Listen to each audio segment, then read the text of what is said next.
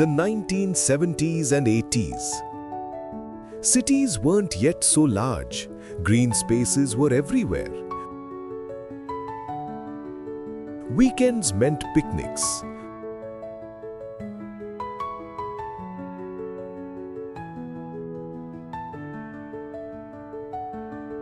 Families, neighbors, relatives, everyone gathered and set off for picnic areas in buses, vans, and public transport.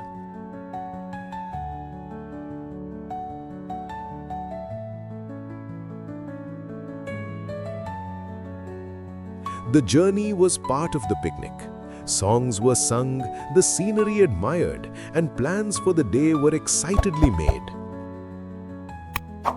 Upon arriving at the picnic area, the first order of business was choosing a spot. Lakeside, the shade of trees, a flat area. Everyone had different preferences, but most importantly, being near water was key. Because water is life at a picnic. Washing dishes, washing hands, maybe cooling off a bit. Being near water is essential. And then that first moment, the moment of spreading out on the grass. Blankets were laid out, cushions were placed, and everyone found a spot. Barbecue preparations began. Coal was lit, and everyone waited for the fire to ignite.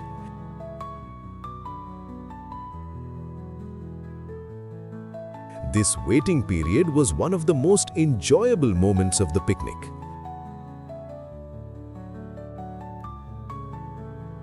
Children scattered around playing games, adults chatted, brewed tea, and then the long-awaited moment, the sound and smell of the first meats on the grill.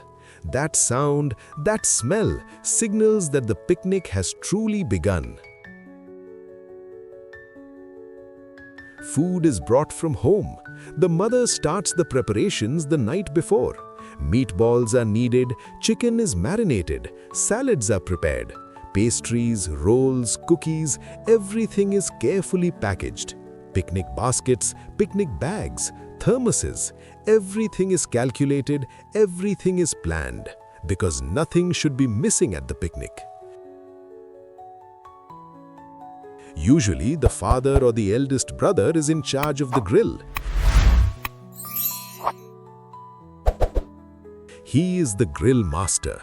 He turns the meats, checks their doneness, and cooks enough for everyone.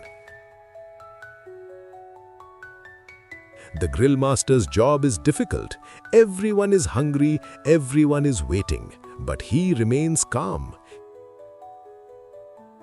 He keeps saying, "Almost there, almost there."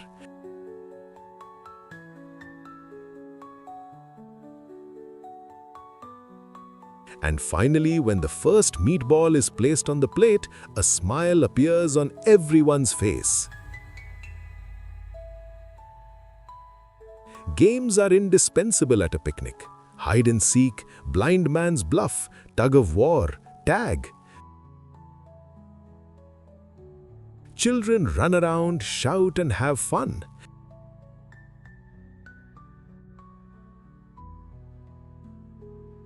Adults sometimes join in the games too.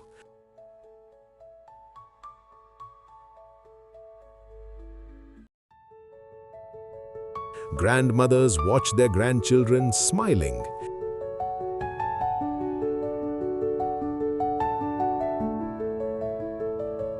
Young people withdraw to the side, having their own conversations. A picnic is a day where everyone enjoys themselves. In the afternoon, after the meal, it's time for nap.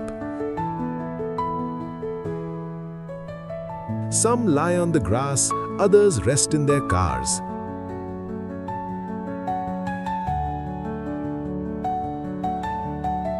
That silence, that peace, only the sounds of birds, the sound of water, a gentle breeze. These are the calmest moments of a picnic. Those sleeping, those resting, those reading books, everyone is in their own world. In the evening, preparations for returning begin. Trash is collected, belongings are packed. No one leaves trash behind. Because there are rules for picnicking. Respect for nature, respect for future picnickers. Everyone is aware of this. And they get into cars, minibuses or buses and set off. A tired but happy return begins. A picnic is not just about eating. It's about being together, sharing, being in touch with nature.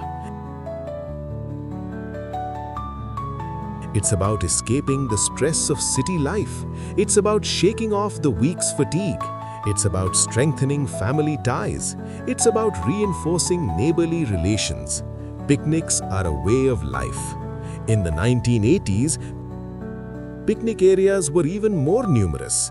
Around cities, in forests, by lakes, everywhere was a picnic area. Municipalities organize picnic areas, provide tables and benches, and build fountains. But many families still prefer to choose their own area. It's more natural, quieter, and more private. Besides barbecuing, there are other activities at a picnic.